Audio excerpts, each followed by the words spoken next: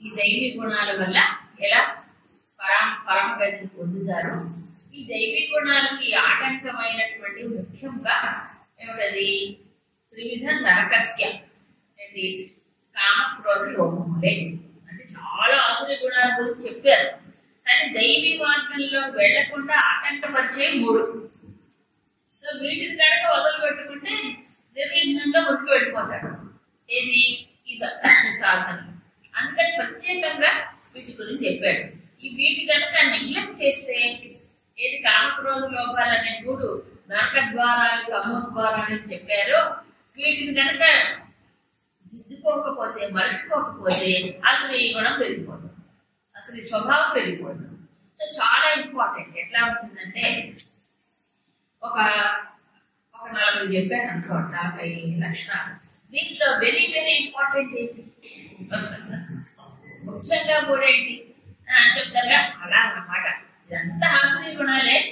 ఆశ్రయ గుణాలు ప్రవర్తన స్వభావం ఎట్లా ఉంటుంది, లోకానికి ఎలా కంటకులుగా అవుతారు, వాళ్ళు ఎవరు ఎలా నాశనం అవుతారు చెప్పి ముఖ్యంగా 3 గుణాల విషయాల్లో జాగ్రత్తగా ఉంటాయి. 3 విషయాలు.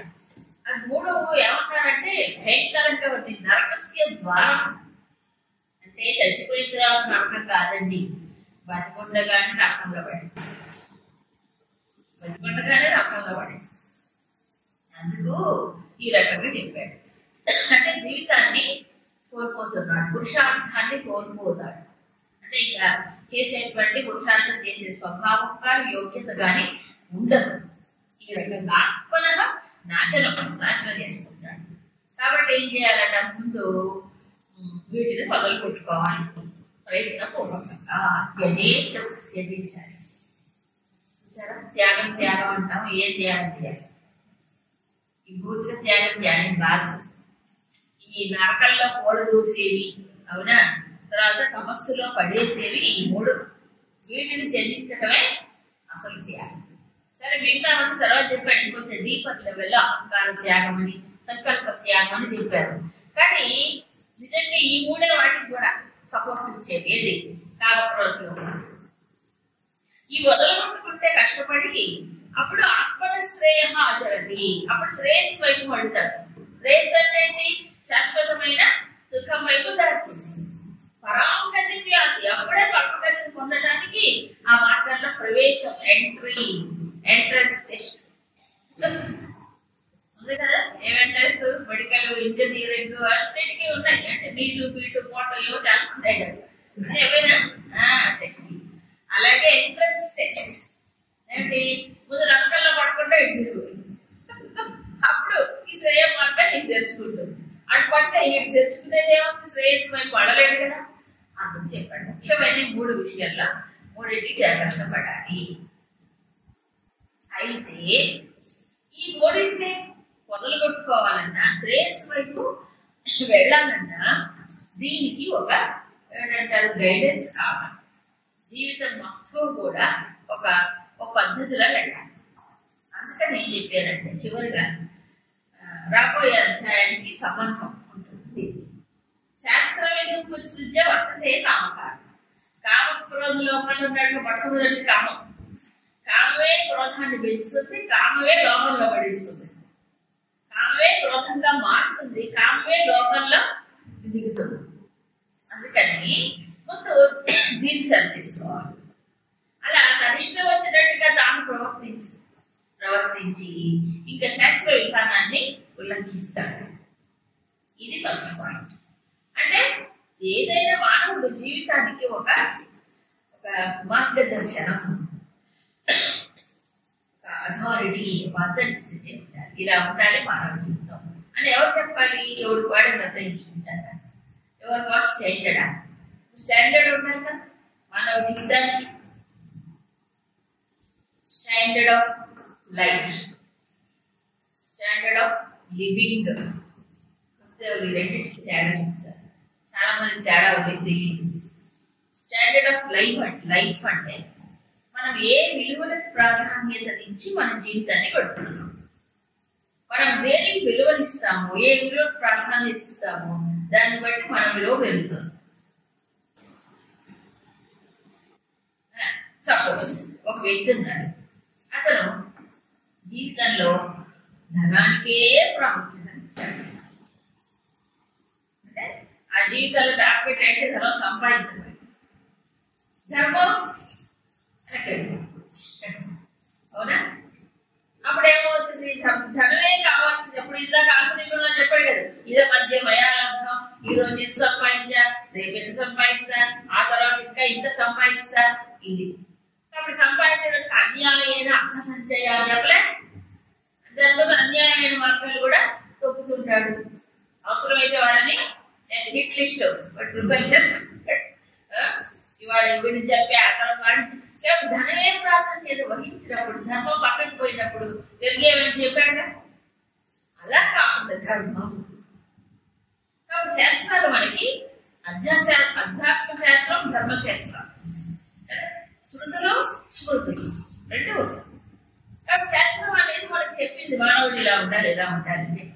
ఆ శాస్త్రాన్ని వినకుండా, తెలుసుకోకుండా, పెద్దల దగ్గర కూడా కనీసం తెలుసుకోకుండా నేను ఇష్టం వచ్చినట్టు దొరుకుతాను స్వేచ్ఛాచారి అలాంటి వాడికి ఏ సుఖం పొందాలనుకుంటున్నాడు వాడికి ఆ సుఖం రాదు.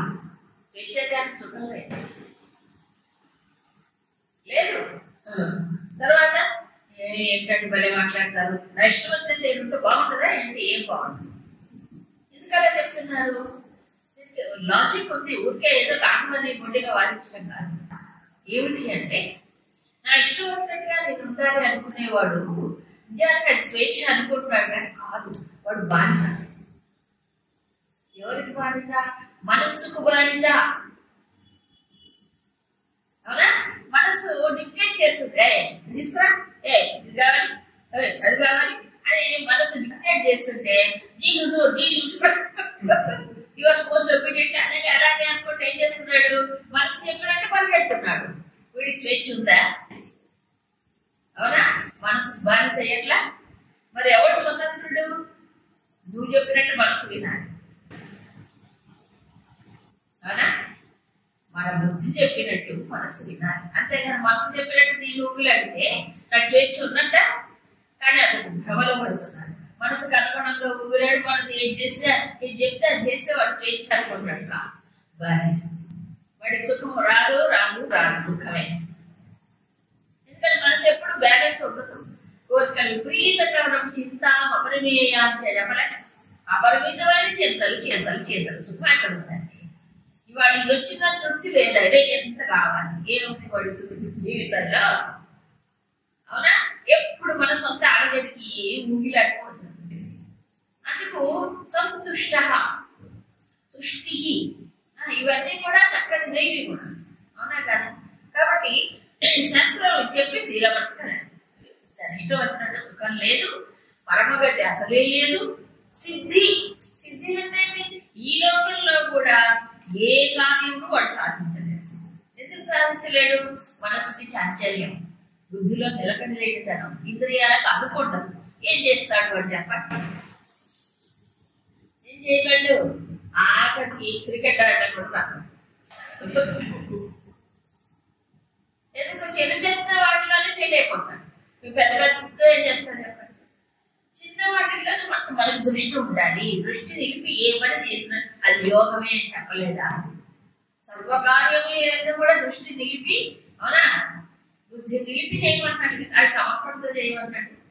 శాస్త్రం చాలా బాగా చెప్పింది మనకి. మనం కొత్తగా ఏమి చేయగలరు, ఉన్నదే యాటిట్యూడ్ మార్చుకొని చేయమన్నాడు. సరే, ఈ రకంగా శాస్త్రాల గురించి ఇక్కడ ప్రస్తావన తీసుకొచ్చారు. కాబట్టి జీవితంలో ఇది చెయ్యొచ్చా ఇది చేయకూడదా, విధి నిషేధాలు ఎవరు చెప్పాలి అంటే శాస్త్రాలే మనకు విధి నిషేధాలు చెప్పాయి. ఇది చెయ్యాలి ఇది చేయకూడదు అని. ఎవరు శాస్త్రాలు అంటే ఎవరు చెప్పారు? శాస్త్రాలు మహానుభావులైన ఋషులు. వాళ్ళు అతీంద్రియ ద్రష్టలు అంటారు. దర్శనాత్ ఋషి అంటే దర్శించిన వాడు. ఏది ఇంద్రియాలతో ప్రపంచాన్ని చూడటం కాదు, మనసు చెప్పినట్టు పోవటం కాదు. ఈ ఇంద్రియముల ఉపాధులు దాటి వెళ్ళినటువంటి సత్యాన్ని తెలిసిన వారు. వాడికి అది తెలుసు ఇది తెలుసు, పరమో తెలుసు ఇహమో తెలుసు. వాళ్ళు చెప్పారు శాస్త్రం. కాబట్టి మహాజనా ఏన గత సమర్థా. మహాజనులు అంటే మహాత్ములైన వారు ఏ మార్గంలో నడిచారో అదే మనం అనుసరించాలి. అలా అనుసరిస్తే అప్పుడు శిష్టాచారం. అందుకే శాస్త్రం ప్రమాణం అని చెప్పారు. శాస్త్ర విధానం తెలుసుకొని నువ్వు కర్మ చేయవయ్యా. అన్నిట్లో కూడా ఇది జనరల్ బాగుంది. ఇప్పుడు మరి శాస్త్రాన్ని తెలుసుకొని చెయ్యాలి అనేటప్పటికీ సబ్జెక్ట్ కొన్ని జనరల్ నాలెడ్జ్ బట్టి అతనేం తెలివి తక్కువ వాడు కదా కాదు కదా. కాబట్టి కొన్ని క్షత్రియుడు కాబట్టి యజ్ఞాలు యాగాలు చేసిన వాడే, శాస్త్రాలు కొంత విన్నవాడే, తెలిసిన వాడే, మరి మూర్ఖుడు కాదు కదా, కొంత జ్ఞానం. అందుకని కృష్ణుడు చెప్పిన దాన్ని తనకున్నటువంటి ఇంతకుముందు అనుభవాన్ని రెండింటిని జోడించుకొని కొంత ఆలోచన చేసి ప్రశ్నిస్తున్నాడు. ఏమిటి అంటే యజంతే శ్రద్ధయాన్వితాః, అంటే శ్రద్ధతో యజనం చేస్తారు, ఆరాధన కర్మ ఏదో చేస్తారు. కానీ శాస్త్ర విధం ఉత్సృజ్యం, శాస్త్ర విధం దానిపైన దృష్టి పెట్టడు దానిపైన చేస్తుంటాడు. తేషాం నిష్ఠ, అప్పుడు వాడు నిష్ఠ ఉన్నట్టే కదా. ఆ నిష్ఠ ఎలాంటిది ప్రశ్న. ఎందుకంటే శ్రద్ధతో చేస్తున్నాడు యజనము, కానీ శాస్త్రము గురించిన ఆలోచన దృష్టి లేదు. కాబట్టి అది సాత్వికమా, రాజసికమా, తామసికమా. ఎందుకంటే ఇందాక చెప్పామే, కొంతమంది వాళ్ళకి స్వతంగా శాస్త్రాలు ఎక్కడ తెలుసుకోకపోయినా మా పెద్దలు చెప్పారండి, మా తాతగారు ఇలా చెప్పారు, మా నాన్నగారు ఇలా చేసేవారా, వంశాచారం అంటారు చూసారా, ఆ ప్రకారంగా చేసుకుంటూ వెళ్ళిపోతారు. వాళ్ళది ఏ శాస్త్రంలో ఉంది, ఎవరు చెప్పారు అవన్నీ తెలియదు, రెఫరెన్స్ తెలియకపోవచ్చు. కానీ శ్రద్ధగా చేసుకుంటూ పోతాయి. ఇలాంటివే ఎక్కువ ఉంటాయి. అందరూ ఎక్కడ చదువుతారు శాస్త్రాలు. అయితే శాస్త్రం ఏ శాస్త్రంలో కూడా తెలియదే, తెలుసుకునే అవకాశం ఉండదు కదా. సరే లేదు అట్లాంటప్పుడు మరి అలాంటి ఎన్నెన్నో కర్మలు చెయ్యాలి. మనిషి పుణ్య కర్మలు చేస్తాడు, అది చేస్తాడు. ప్రతిదానికి రెఫరెన్స్ ఎక్కడ పోయి వెతుక్కుంటాడు? అవునా కదా? ఎవరో చెప్పిందే అణవైంది, ఆ ప్రకారం అయితే అంటారు కాబట్టి. కానీ మీ ఇంట్లో అదేదో మొత్తం ఉండాలి, మాకు అణవైతే లేదండి, మా పెద్దవాళ్ళు ఎవరు చేయలేదంట. భయం వేస్తుంది వాళ్ళు చేయము, ఏమిటి ఇంట్లో అలవాటు మంచిదైనా కూడా చేయలేదు, భయంతో కొంతమంది అలా ఉండదు. సరే, ఈ రకంగా శాస్త్రం తెలియదు కానీ ఏదో పెద్దవాళ్ళు చెప్పినట్టు చేస్తూ ఉంటారు కొంతమంది. మరికొంతమంది బెస్ట్ ఎవరంటే శాస్త్రము తెలుసుకుంటే శ్రద్ధతో చేసేవాడు దైవీ గుణము కలిగినవాడు. ఇక దాని క్వైట్ ఆపోజిట్, శాస్త్రము తెలియదు వాడికి శ్రద్ధ ఆచరణ ఏదో వాళ్ళు స్వేచ్ఛాచారం. కొంతమంది శాస్త్రం తెలుసుకుంటారు కానీ శ్రద్ధ లేదు, ఆచరణలో శ్రద్ధ లేదు, శాస్త్రం మాత్రం తెలుసు. ఏం కాదు, శాస్త్రం తెలుసుకున్న వాడు రెండు రకాలు. ఏమిటి? శాస్త్రం తెలుసుకుని శ్రద్ధతో ఆచరించేవాడు బెస్ట్, శాస్త్రం తెలిసినా శ్రద్ధ లేనటువంటి వాడు ఉన్నారు. ఇక శాస్త్రం తెలియని వాడు రెండు రకాలు. శాస్త్రం తెలియని శ్రద్ధ లేదు, ఆచరణ లేదు. శాస్త్రం తెలియకపోయినా పెద్దలు అనుసరణ చేసేవాడు ఉన్నారు. ఇప్పుడు వీళ్ళ గురించి అడిగాడు. 4 కేటగిరీస్ అంటే ఎవరైనా చేసుకుంటే వీళ్ళ గురించి అడిగాడు. అప్పుడు భగవంతుడు చెప్తున్నాడు ఏమిటి? త్రివిధ శ్రద్ధ భవతి, 3 రకాలుగా ఉంటుంది శ్రద్ధ. దేని బట్టి? దేహినా స్వభావజ, అంటే జీవుడు ఉన్నాడు కదా, వీడి యొక్క స్వభావమును బట్టి, స్వభావము నుంచి పుట్టినటువంటి శ్రద్ధ అన్నాడు. స్వభావం అంటే ఏంటి? మళ్ళీ 3 గుణాలే, సత్వజస్తమ గుణాలు బట్టి శ్రద్ధ. అది 3 రకాలు. ఎందుకంటే గుణాలు 3 రకాలు కదా. సో 3 గుణాల వల్ల 3 రకాలైన శ్రద్ధలు మనిషిలో ఉన్నాయి. స్వభావం నుంచి పుట్టేది అన్నాడు. ఇప్పుడు మన విశ్లేషణ తీసుకుంటే ఇంతకు ముందు అధ్యాయంలో శాస్త్ర ప్రమాణం గురించి చెప్పాడు. శాస్త్ర విధానాన్ని తెలుసుకొని కర్మ చెయ్యి అన్నాడు. సో అత్యంతకు ప్రాక్టికల్ గా డౌట్ వచ్చింది ఇక్కడ. ఏ డౌట్? శాస్త్రం తెలుసుకునే అవకాశం తక్కువ ఉంటుంది, అందులో అన్ని శాస్త్రాలు తెలుసుకోలేరు, పెద్దలు చెప్పినట్టుగా చేస్తాడు అతను. కొంతమంది మరి శాస్త్రం తెలుసుకున్నా చెయ్యని వాడే కదా, వాడి పని చెప్పాలి. శాస్త్ర విధానం తెలుసుకుని వాడు చెయ్యడు, మరి అప్పుడు వాడు అవునా కదా? ఇలా ఉన్నారు కదా వ్యక్తులు. కొంతమంది శాస్త్రము లేదు, శ్రద్ధ లేదు, రెండు లేదు. వాడు ఏదో ఇష్టం వచ్చినట్టు వాడు చేస్తుంది. మరి ఇప్పుడు ఈ స్వభావం నుంచి పుట్టింది అంటారు కదా శ్రద్ధ. ఈ స్వభావం ఎక్కడి నుంచి వచ్చింది? పుట్టుకతోనే వస్తుంది. స్వభావం అంటే ఏంటి? పుట్టుకతో వచ్చేది స్వభావం. అవునా కదా? ఇది ఎక్కడి నుంచి వస్తుందని చక్రం చెప్పారు మళ్ళీ ఇంతకుముందు. జన్మాంతర కృత ధర్మాది సంస్కార మరణకాలే అభివ్యక్త తతః జాత స్వభావం. ఇంతకుముందు 3 గుణాల గురించి చెప్పేటప్పుడు మరణకాలంలో ఏ గుణం ఆధిక్యతలో ఉంటుందో దాన్ని బట్టి వాళ్ళకి ఆ వాతావరణంలో పుడతాడని చెప్పాడా? అది సో సాత్వికమైన గుణాధిక్యంలో మరణిస్తే ఏమవుతున్నాడు? ఎక్కడ పుడతాడు? అమలాన్ లోకాన్ ప్రతిపద్యతే కదా. సో ఆ గుణాన్ని బట్టి వాడు టర్నింగ్ పాయింట్ వస్తుంది. అది ఇక్కడ చెప్పి జన్మాంతర కదా. ఇంతకుముందు జన్మలో చేసినటువంటి కర్మలు ఉంటాయి కదా, ఆచరించిన ధర్మం ఉంటుంది కదా, ఆ సంస్కారము మరణకాలంలో ఏదైతే ఎక్కువగా ఉంటే అది అభివ్యక్తం అవుతుందో దాని నుంచి స్వభావం. అంతేగా, అది బ్రాట్ ఫార్వర్డ్ అకౌంట్ లాగా తర్వాత జన్మలో ఆ సంస్కారం బలీయమయ్యి వాళ్ళు ఆ రకంగా పెట్టుకుంటారు. అది స్వభావత అని చెప్పారు. సరే, ఇప్పుడు ఇది సహజంగా వస్తుంది ఎవరైనా పుట్టుకలో. అంతేగాని శాస్త్రాధ్యయనం వల్ల సంస్కారం రాదు.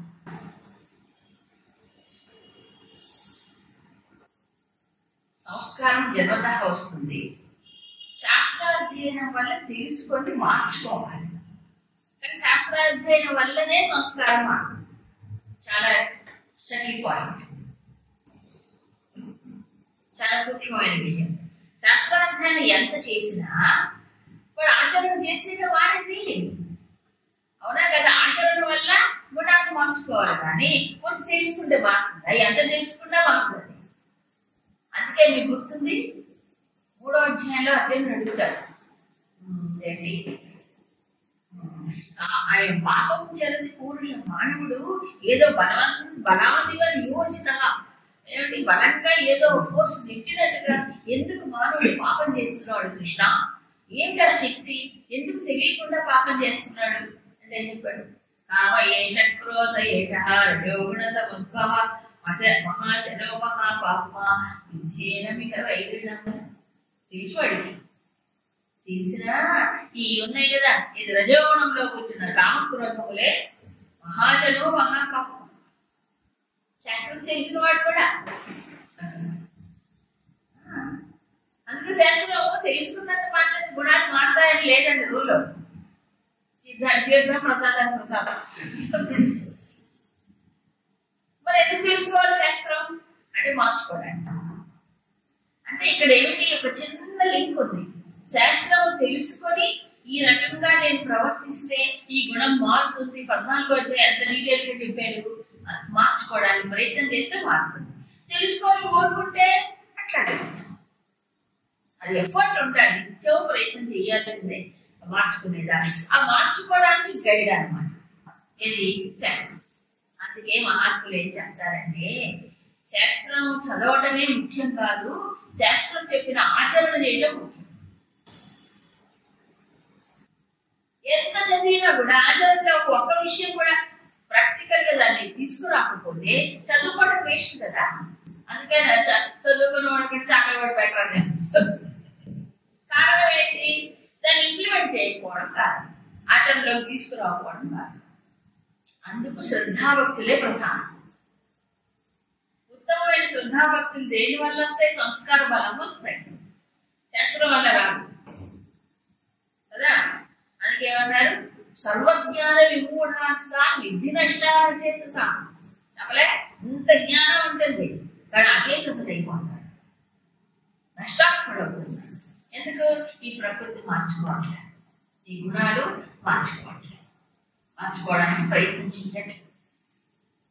అవునా కదా? ఇప్పుడు ఏది గైడ్ చేస్తుంది అన్నమాట. ఒక రకంగా చెప్పింది సంస్కారాలు కొంత ప్రభావాన్ని, కొంత ఏంటి ప్రభావాన్ని కలిగి ఉంటాయి. వాడి శ్రద్ధను నిర్ణయించేది స్వభావం, సంస్కారం. అంతే కదా. ఎంతగా చెప్తున్నాడంటే తర్వాత శ్లోకంలో ఇంకా స్పష్టంగా చెప్పాడు. కాబట్టి శాస్త్ర విధానోక్తం అనేది కృష్ణుడు చెప్తే ఇప్పుడు అర్జునుడు ఇది అడుగుతున్నాడు, ఇది అడిగాడు, అందుకని చెప్తున్నాడు. మరి శాస్త్రం యొక్క స్థానం ఏంటి జీవితాన్ని? What is the role of a శాస్త్రం అంటే పురుషార్థం చేసేటువంటి వాడికి శాస్త్రం ఒక గైడ్ లైన్, ప్రయత్నశీలుడైన వాడికి, అంతే కదా. ఆచరణానికి ప్రయత్నమే కదా. పురుషార్థం చేసేటప్పుడు దేనికి ప్రాధాన్యతనివ్వాలి? ధర్మ అర్థ కామ మోక్షం చెప్పాడు కదా.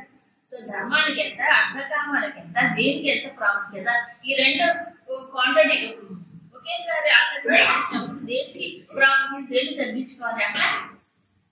ఇదంతా మనకి ఈ రామాయణ భారతంలో చక్కగా ప్రాక్టికల్ గా చూపించబడింది జీవన విధానం. శాస్త్రములు ఉన్నాయి, కానీ ఆ శాస్త్రం ఎలా ఉంటుందంటే సూత్రాల్లాగా ఉంటుంది. సూత్రాలు అర్థం అవడం కష్టం, కథలే కష్టం. ఆ సూత్రాలే కథల రూపంలో మనకి చక్కగా ఇతివృత్తాల రూపంలో చూపించింది. అందరూ చదువుకోవాలి. అందుకని పురాణ ఇతిహాసములు చదివినన్నాళ్ళు విన్నన్నాళ్ళు సమాజం బాగుందండి, అందరికి తెలిసే ధర్మశాస్త్రాలు అవి ఇవి ఏం తెలియదు. అది మీకు తెలుసుకున్నాడు బాగున్నారు, అవునన్నా మరి అది ప్రాక్టికల్ గా చూపిస్తారు అక్కడ కథల రూపంలో కళ్ళకు కనిపిస్తాయి. అలా చదువుకున్నారు, మనసులేందుకు మోదారు, ముందుకు వెళ్ళిపోయారు. అవునా? కాబట్టి ఇప్పుడు అర్జునుడు అడిగింది చాలా వ్యాలిడ్ క్వశ్చన్. అవునా? అంటే శ్రద్ధతో చేస్తున్నాడు అయితే ఆ శ్రద్ధతో చేసినప్పుడు శాస్త్రం తెలియదు. ప్రాక్టికల్ గా అతను జీవితాన్ని పరిశీలించాడు. మనం కూడా ఇప్పుడు అదే స్థితి, మనం కూడా ఎలా చేస్తాం అంతా కదా. అందరికి అన్ని తెలియదు, తద్దినం పెట్టాలి. ఉదాహరణ చెప్తాను, తద్దినం పెట్టాలి, అందరికి తద్దినం అంటారు. అసలు ఏం చేయాలో తెలుసా? మరి ఏమో చెప్పాలి, ఏ అయ్యవారు ఏ పురోహితుడు చెప్పాలి కదా. అవునా కాదు? మనల్ని ఎత్తుకుంటాం, కూర్చొని మాకు తెలుసు, ఎవరో పెద్దలు చెప్తే వినాలి. పూర్వీకి ఎట్లా చేశారో ఆ ప్రకారం చేసుకుంటూ పోతారు. శ్రద్ధ ముఖ్యం ఇక్కడ, శ్రద్ధే ముఖ్యం. ఒక చోట ఎక్కడ విన్నాను, ఎగ్జాంపుల్ చెప్తున్నా. ఒకవేళ శ్రాంతకర్మ చేయాల్సి వచ్చింది, ఆ టైంకి నాకు ఆ శక్తి లేదు, లేకపోతే అవకాశం లేదు, వీలు లేదు. ప్రతిదానికి ఎక్సెప్షన్స్ ఉంటాయి, ప్రతిదానికి కొన్ని ప్రత్యేకమైనటువంటి విధి నిషేధాలు ఉంటాయి. ఆ పరిస్థితిలో నేను ఆ రోజు అది చెయ్యాలి, పెద్దలకి చెయ్యాలి. అప్పుడట ఆ పితృదేవతని దీనంగా వేడుకోవాలి. నాకు చేయడానికి అవకాశం లేదు, చేయలేకపోతున్నాను, నన్ను క్షమించండి అని దీనంగా 2 కన్నీళ్ళు కొట్టు కానిస్తే చాలా వాళ్ళు సంతోషిస్తారు. అంటే దీంట్లో శ్రద్ధ ప్రధానం, హృదయం ప్రధానం. ఈవెన్ దేవతా పూజలో కూడా అదే ప్రధానం. దేవతలు అడిగారా, నాకు ఇది పూల గుట్ట, నన్ను నీకు గుట్ట పూల గట్ట కింద అంటే అడిగారు దేవతలు. పత్రం పుష్పం ఫలంతో అయినాయి కదా డెడికేట్ అయినా, భక్త్యా ప్రయచ్చతి అని అడిగాడు కదా. అలా భక్తితో ఏమని అడిగారు అంతే. ఆ భక్తినే స్వీకరిస్తాడు, కానీ ఇవన్నీ ఇక్కడే ఉన్నాయి, అవన్నీ మనమే స్వీకరిస్తాం. భక్తే కదా ఆయనకు కావాల్సింది, భక్తికి కావాల్సిన హృదయమే కదా. అవునా కాదు? కాబట్టి శ్రద్ధ ఉంటేనే జరుగుతుంది, లేకపోతే జరగదు కదా. అందరూ శ్రద్ధ. చాలా వ్యాలిడ్ క్వశ్చన్ ఇది అర్జునుడు అడిగింది ప్రాక్టికల్ గా. సార్ ఇప్పుడు ఏమన్నాడు, శ్రద్ధని బట్టి స్వభావాన్ని బట్టి శ్రద్ధ ఉంటుంది 3 రకాలుగా. ఇంకా శ్రద్ధ యొక్క ఇన్ఫ్లుయెన్స్ ఎలా ఉంటుంది? సత్వానురూపా సర్వస్య, సత్వానురూపా సర్వస్య శ్రద్ధా భవతి భారత, శ్రద్ధా భవతి భారత శ్రద్ధామయోయం పురుషః, శ్రద్ధామయోయం పురుషః యో యశ్రద్ధః స ఏవ సః, యో యశ్రద్ధః స ఏవ సః. ఈ 2 శ్లోకాలు కొంచెం జాగ్రత్తగా ఆలోచించుకొని అర్థం చేసుకోవాలి. ఏమంటారు? సర్వస్య సత్వానురూప శ్రద్ధా భవతి. ఎవరికైనా సరే, అందరికీ కూడా ఏమిట సత్వ అనురూప వారి యొక్క సత్వాన్ని బట్టి దానికి అనుగుణంగా వారికి శ్రద్ధ ఉంటుంది. సత్వం అంటే ఇక్కడ స్వభావం అని చెప్పారు. శంకరాచార్యులు మాత్రం విశిష్ట సంస్కారోపేత అంతఃకరణాలు రూప. విశిష్ట సంస్కారం అంటే ఏంటి? ఒక్కొక్క సంస్కారం వాళ్ళకి ఎక్కువగా ఉంటుంది పూర్వజన్మలో చేసినటువంటి దాని మూలంగా అంతఃకరణంలో ఆ సంస్కార రూపంలో వచ్చేదాన్ని అని చెప్పారు. దానికి అనుగుణంగా శ్రద్ధ ఉంటుంది. అయం పురుష శ్రద్ధామయ. ఈ పురుషుడు ఎవరు? మానవుడు శ్రద్ధామయుడు. అంటే అది శ్రద్ధామయుడు అంటే ఏమిటి? యో ఎంత శ్రద్ధ సహస ఏమ. అంటే ఎవరి శ్రద్ధ ఎలా ఉంటుందో వాడు ఆ రకంగా ఉంటాడు మనిషి. So Shraddha is equal to మనిషి అని అర్థం. శ్రద్ధను బట్టి మనిషి ఉంటాడు. ఎంత శ్రద్ధామయుడు ఈ మానవుడు. ఇప్పుడు చూడండి, స్వభావాన్ని బట్టి శ్రద్ధ ఉంటుందని చెప్పాడు ఇందాక శ్లోకంలో. అవునా? స్వభావజ శ్రద్ధ భవతి. ఇప్పుడు ఏమంటారు? సత్వానురూప శ్రద్ధ భవతి. స్వభావాన్ని నుంచి వచ్చేది శ్రద్ధ అని చెప్పి మళ్ళీ ఇక్కడ ఏమంటారు? స్వభావం అంటే పుట్టుకతో వచ్చేది శ్రద్ధ.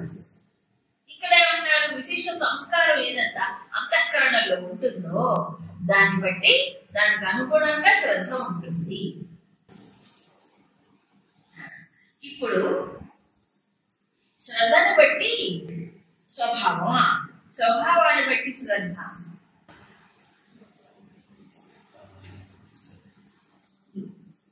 ఇది చెప్పడం కష్టం. ఈ రెండింటి ఇదమిద్ధంగా దానివల్ల ఇది దీనివల్ల ఇది అని చెప్పడం కష్టం. ఎందుకంటే జన్మతః కొంత గుణాలను బట్టి స్వభావాన్ని బట్టి శ్రద్ధ ఏర్పడుతుంది.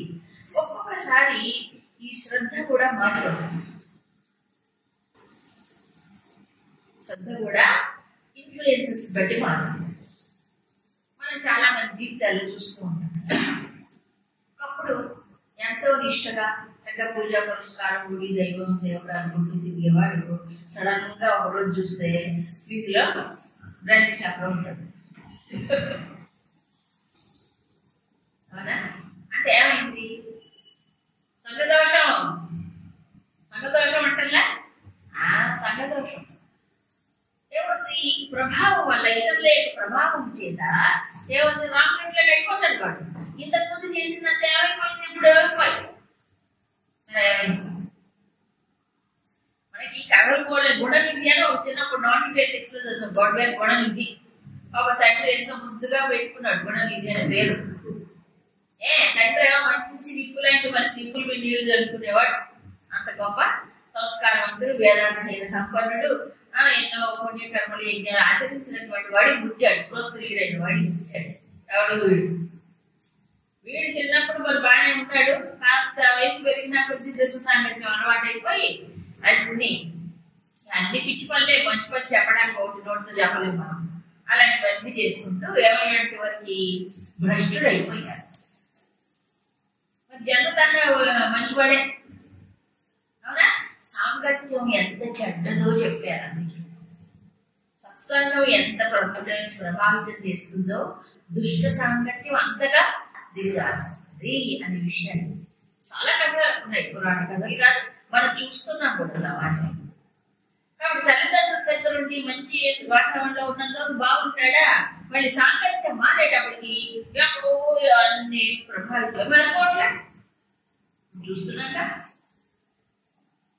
అందుకే చెప్తున్నాడు, పిల్లల్ని కొన్ని సంవత్సరాలైనా మీ దగ్గర నిలుచుకోండి. చిన్నప్పటి నుంచి వాళ్ళని బయటికి తోసి హాస్టల్లో పడేసి వాడి విపరీతమైన ప్రభావాలకు లోనకి తర్వాత మా మాట పెడుతులేదు. దగ్గర ఉండే పిల్ల వెళ్తుంది. సంఘదోషం ఎంత మారుస్తుంది మంచి. వాడు ఒరిజినల్లో వాడు మంచివాడే, కానీ అలా వెళ్ళిపోతున్నాడు. అది ఎంతో సంస్కార బలం ఉంటే తప్ప నిలుపుకోలేదండి. అందుకని ఇది కూడా సత్సంగం కావాల్సిందే. అదే మళ్ళీ రక్షిస్తుంది. కాబట్టి ఇప్పుడు సత్వానురూప శ్రద్ధ. కాబట్టి స్వభావాన్ని బట్టి శ్రద్ధయా లేదా శ్రద్ధను బట్టి స్వభావం అంటే రెండూ కరెక్టే.